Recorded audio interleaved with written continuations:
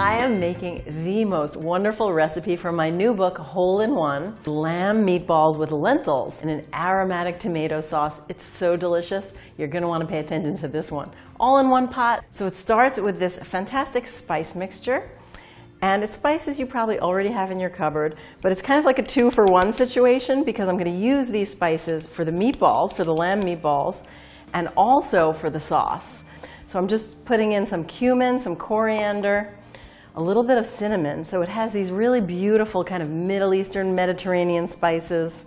Got that warmth from the cinnamon coming in. Crushed red pepper. And that could be to taste. I tend to like things a little bit on the spicy side. Some salt and pepper. This warm, kind of earthy spices from the cumin and coriander. And the cinnamon just gives it that hint of aromatic warmth. And almost like this homey vibe. So I'll make the meatballs in here. Starting with that. And then whole grain breadcrumbs. 1 egg yolk. Right in there. And 2 tablespoons of milk. So this is going to help kind of hydrate the breadcrumbs. So I'm just going to give that a stir. Then I'm going to add the lamb.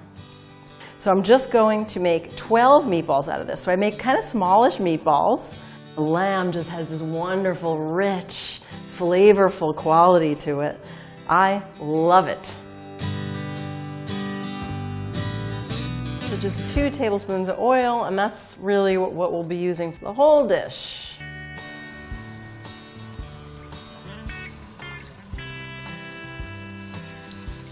Just let those sizzle away till they're brown all around.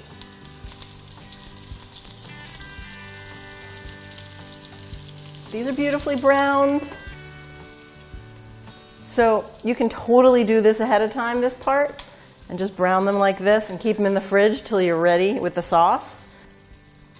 So there's so much flavor in this pot right now, from the spices from the meatballs, from the meat itself, which is so aromatic right now. We already started with the aromatic. With the oil right in there, I'm just going to put some onion and saute that till it's soft.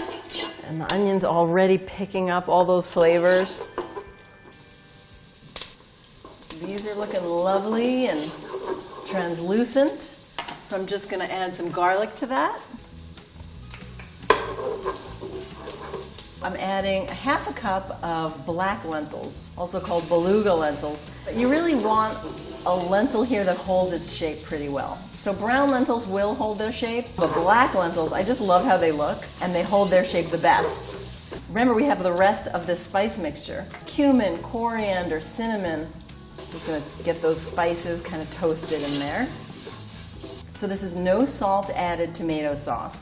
And whenever I'm buying canned products, I buy the low sodium or no sodium products. I add salt. I have nothing against salt, and salt's really important for flavor. I do ultimately add salt, as you saw, but I like to be in control of it. And this is a can of no salt added diced tomatoes. So we got a little of that texture in there with the diced tomato, but then also that smooth sauciness. Just 1 1/4 cups of water. So I'm going to bring this to a boil, let the lentils cook uncovered for like 15 minutes. Then I'm going to add those meatballs back in the pot and let it all cook together for about 20 minutes more. Wait till you see how it looks.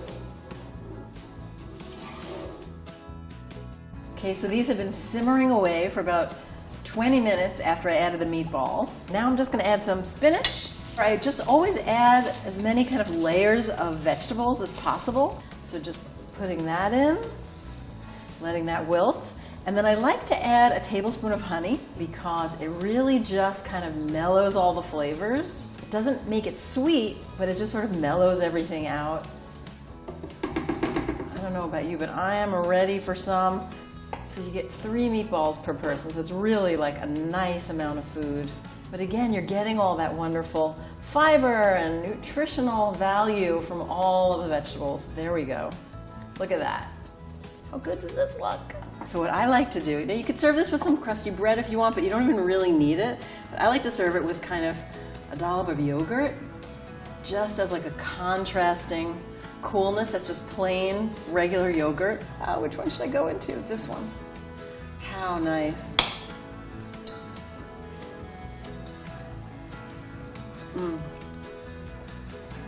It's a really wonderful dish. Definitely a one-pot wonder. I hope you try it.